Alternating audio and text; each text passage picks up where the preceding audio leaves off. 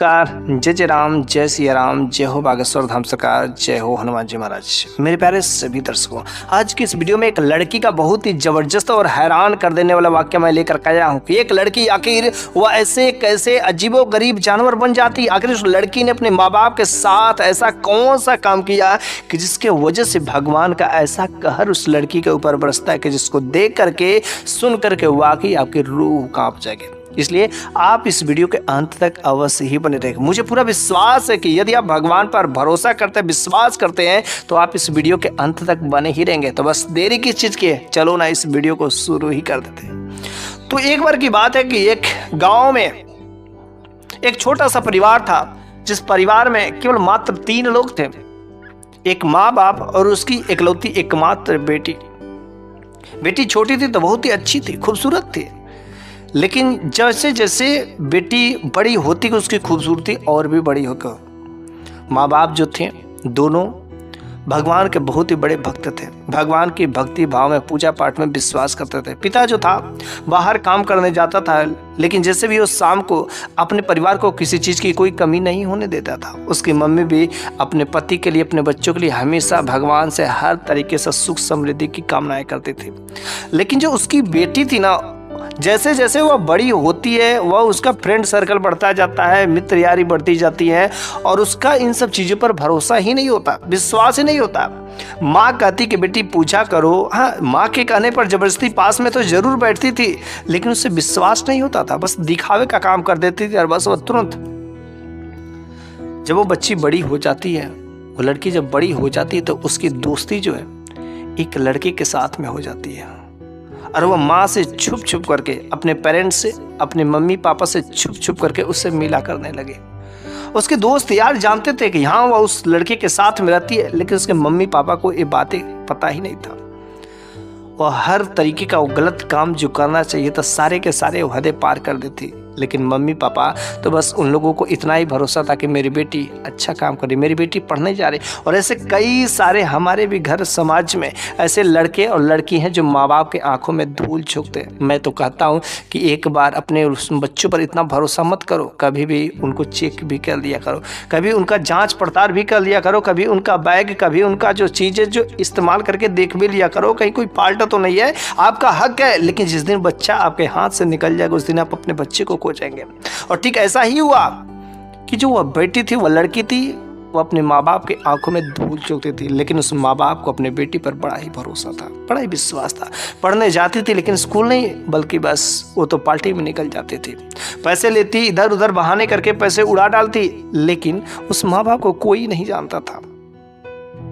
वे दोनों माँ बाप भगवान के बड़े ही भक्त थे। और एक बार का ऐसा समय याद आता है कि नवरात्रि जो 9 दिन का समय आता है, तो नवरात्रि का 9 दिन वो दोनों माँ बाप जो है व्रत रहते हैं। तो उसने बेटी से कहा कि देखो बेटी, नवरात्रि का समय चल रहा है और इस नवरात्रि के समय में तुमने जितने सारे गलत काम किए, सारे के सारे गलतियों को माफ़ी मिल सकती है अगर तुम माता दुर्गा के सामने जो है हर चीज़ों को, अपनी गलतियों को जो मान लेती हो। वह लड़की नवरात्रि का समय था, पिता से थोड़ा सा डरने वाली थी, बाप से डरने वाली थी, इसलिए बाप ने भी कहा था कि तुमको अब कहीं पर कोई बाहर जाना नहीं है, हाँ जाना है तो तुरंत चले आना है और अपना ये पूजा पाठ और इसमें जितना अधिक से अधिक अपने मम्मी के साथ में रहोगी, भगवान के दरबार में रहोगी, तुमको उतना ही सद्बुद्धि मिलेगी। लेकिन वह लड़की जो है अपने पापा के कहने पर जबरदस्ती बैठती थी। उसका जो जी मिचल रहा था कि कब मैं यहाँ से निकलूँ, कब मैं यहाँ से निकलूँ, लेकिन बेचारी वह नहीं निकल पाती क्योंकि पापा का आदेश था। ऐसे करते करते वो 8 के 8 दिन तो बीत जाते हैं। 9वें दिन रहता है, जब लास्ट दिन रहता है तो पापा ने कहा देखो बेटी, आज जो है माता दुर्गा का नवरात्रि का आखिरी दिन है और इस दिन जो है लंगर चलेगा, गरीब लोगों को हम लोग भोजन खिलाया जाएगा, हर चीज़ें काम किया जाएगा, लेकिन शाम के समय में बिल्कुल तुम्हें कहीं पर कोई जाना नहीं है, कहीं पर कोई गलती नहीं करनी। और आज के दिन खास तरीके से कोई गलत काम ऐसा मत करना, किसी प्राणी को कोई कष्ट मत देना, हर चीज़ अच्छा ही अच्छा करना अपने तरफ से। वह बेटी कहती ठीक है पापा, कोई ऐसा मैं गलत काम करे, क्या आपको मुझ पर भरोसा नहीं है? तो मम्मी पापा ने कहा हाँ मुझे बेटी तुम पर पूरा भरोसा है, मेरे को पता है कि तुम कोई गलत गलत काम नहीं कर सकती हो। लेकिन उस दिन जो है उसका जो बॉयफ्रेंड रहता है ना, उसका कॉल करता है और कॉल करने के बाद कहता है यार तुम 8 दिन हो गए और 8 दिनों से तुम जो है यहाँ पर मेरे से एक बार भी मिलने तक नहीं आई हो, यहाँ तक कि फ़ोन कॉल से भी बात भी नहीं हो पा रहे। वो लड़की कहती क्या करे, छुपके से तो आज किसी तरीके से मौका मिला बात करने का, और मम्मी पापा हमेशा मेरे पास ही बैठे रहते, निगरानी करते रहते, तो भला मैं कैसे जाऊँ। और पापा ने तो एका दिया कि नवरात्रि का जो 9 दिन चल रहा है इसमें कहीं तुमको जाना नहीं है, और आज तो बहुत ही खास दिन है, शाम के समय में लंगर चलेगा, इसलिए मैं तुमसे मिलने नहीं आ सकती। वो लड़का कहता है कि नहीं नहीं, आज देख लो तुम्हारी प्यार की परीक्षा है, प्यार का इम्तहान है, अगर तुम आज आ गए तो मैं मानूंगा कि हाँ तुम मुझसे प्यार करती हो, वरना तुम मुझसे बस दिखावा ही करती हो। लेकिन दिखावा तो वह जो वहाँ पर बैठ करके भगवान के दरबार में करती वह दिखावा करती थी, उसका तो मन कर ही रहा था कि बस किस तरीके से यहाँ मैं चल जाऊँ। वो लड़की कहती करे मैं नहीं आ सकती, हर तरीके से पाबंदियाँ लगी हुई। उसने कहा क्या तुम्हारे पापा हैं, किसी न किसी तरीके से बहाना बना के आधा घंटे के लिए 1 घंटे के लिए तो बस आ जाओ। उसने कहा हाँ मैं कोशिश करती हूँ, लेकिन मैं गारंटी कि नहीं कर सकती कि हाँ मैं कैसे आऊँगे। उस लड़के ने एक जो राय दिया, उसने कहा कि देखो आज नवरात्रि का लास्ट दिन चल रहा है और यहाँ पर जो है एक जो है माता दुर्गा के ही स्थान पर जो एक मेला लगता है, और तुम मेला के बहाने जो है तुम यहाँ पर आ सकती हो। उस लड़की के दिमाग में यह विचार आ जाता है, फ़ोन कट करती है और तुरंत वो अपनी मम्मी के पास में जाती है और मम्मी से कहती कि मम्मी देखो ना, आज वैसे शाम के समय में लंगर तो चलाना ही है, गरीबों को खाना खिलाना ही है, आज देखो ना बहुत अच्छा मेला भी लगता है, और वहाँ पर उस जगह पर माता दुर्गा के स्थान पर क्यों ना हम अपने सहेलियों के साथ में चले। बस मम्मी कुछ देर के लिए 1 घंटा क्या मेरे को समय दे सकती हो, बस मैं जाऊँगी और वैसे चली आऊँगी। तो उसकी मम्मी ने कहा देखो तुम्हारे पापा ने ऐसा करना कहा उचित नहीं है कि तुमको कहीं घर से बाहर नहीं जाना। वैसे कहा मम्मी घबराने की बात नहीं, पापा के आने से पहले ही मैं आ जाऊँगी, पापा को मत बताइएगा। वह मम्मी को तो वह राजी कर लेती है और फिर जो है वह जो है घर से निकल जाती है। वो घर से अपने सहेलियों के साथ में उस मेले में मिल चल जाती है और वहाँ पर अपने उस बॉयफ्रेंड से मिलती है। और लेकिन वह बॉयफ्रेंड मेला नहीं घुमाता है उसे, वह तुरंत लेकर के अपने घर पर चला जाता है और उस दिन उसके घर पर कोई नहीं रहता और दोनों खूब मज़े करते हैं, प्यार मोहब्बत करते हैं, सब चीज़ करते हैं। वो गुनाह भी कर देते हैं जो चीज़ें नहीं होनी चाहिए, जो चीज़ें शादी के बाद होनी चाहिए वो चीज़ें उस रात लोग कर देते हैं, बहुत गलत काम कर देते हैं। उसके पापा ने बार बार मना किया था कि बेटी कोई गलत काम मत करना, लेकिन वो तो दिखावा करे थी वो सब भगवान के मंदिर में बैठकर, लेकिन यहाँ पर खो बैठते और बस हर चीज़ें पार कर देते। और तब जाके उसे पापा का जो डर सता रहा था, तब भगी शाम होने से पहले ही वो अपने घर पर चली आई। लेकिन अभी जब घर पर आए तो उस समय उसके पापा नहीं आए हुए थे। मम्मी ने उससे कहा कि पापा आए थे, तो मम्मी ने कहा नहीं बस आने ही वाले हैं, कि शुक्र मनाओ कि तुम जो समय से पहले आ गए, कोई बात बिगड़ी नहीं है। और बस उस दिन जो लंगर चलता है, भोजन कराया जाता है, हर चीज़ पूजा पाठ होता है। लेकिन वो लड़की जो वहाँ पर जो बैठी रहती है, पूजा स्थान पर भी बैठती है, लेकिन उसका मन जो शांत नहीं रहता है। और रात्रि का समय होता है, किसी तरीके से बीतता है और रात्रि से ही उसके शरीर में दर्द होना शुरू हो जाता है। सुबह होते होते उसके शरीर में बहुत ऐंठन शुरू हो जाती है, चीखने लगती है, चिल्लाने लगती है, उसके शरीर का दर्द बढ़ना शुरू हो जाता है।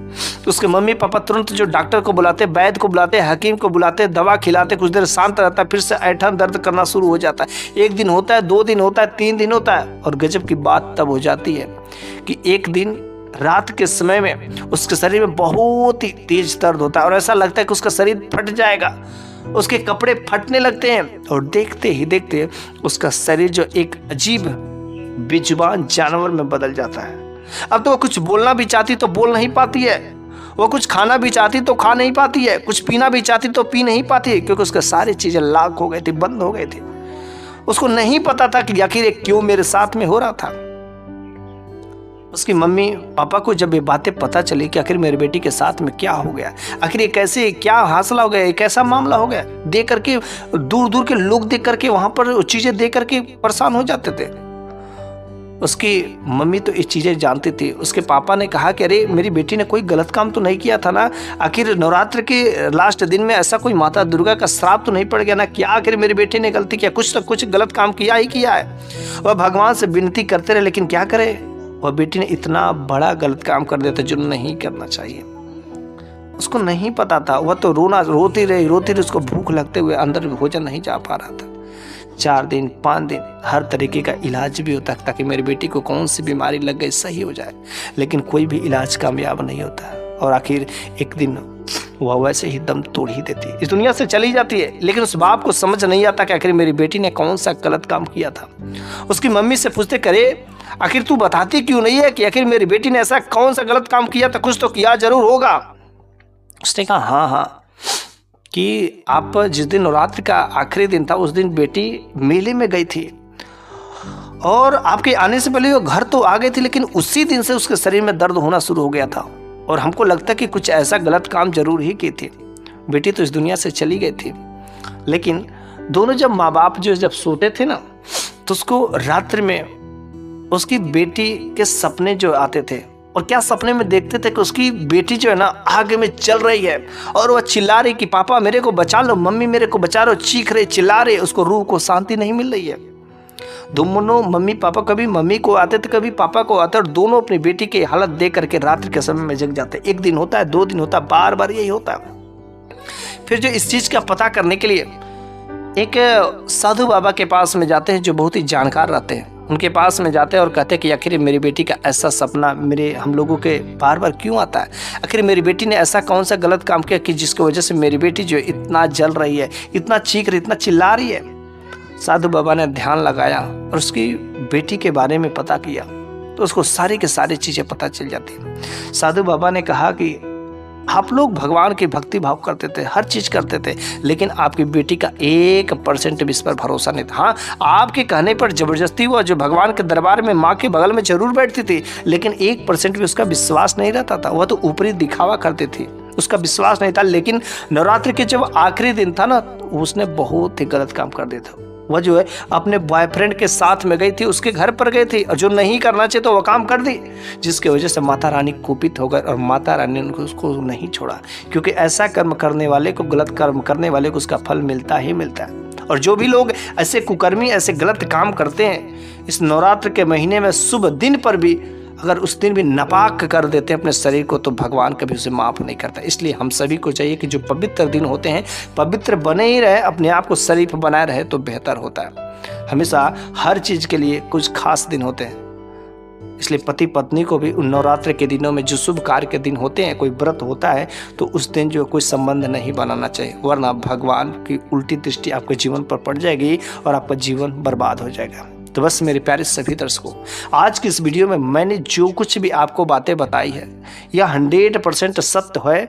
और आपके भी इर्द गिर्द समाज में ऐसे कई सारे घटनाएं होती है, उनका जो भी आज नहीं तो कल उनका फल मिलता है। और लोग कहते हैं कि आखिर मेरे साथ में ऐसा क्यों हो गया, अरे उन्हें नहीं पता था कि आखिर क्यों हुआ, उन्होंने कुछ न कुछ ऐसा गलत काम किया, गलत व्यवहार किया, और बस इसी वजह से जैसे उस लड़की के साथ में हुआ ना, वैसे आपके साथ भी कुछ जो है गलत घटनाएं घट सकती है और जिसका आपको अंदाजा ही नहीं होगा। तो बस मेरे प्यारे सभी दर्शकों, आज की तो यह कहानी यहीं पर समाप्त हो जाती, लेकिन अगले वीडियो में मैं फिर से कुछ ऐसी ही नई शानदार, कुछ ज्ञानवर्धक कहानियां लेकर के हाजिर होऊंगा। तब तक के लिए धन्यवाद।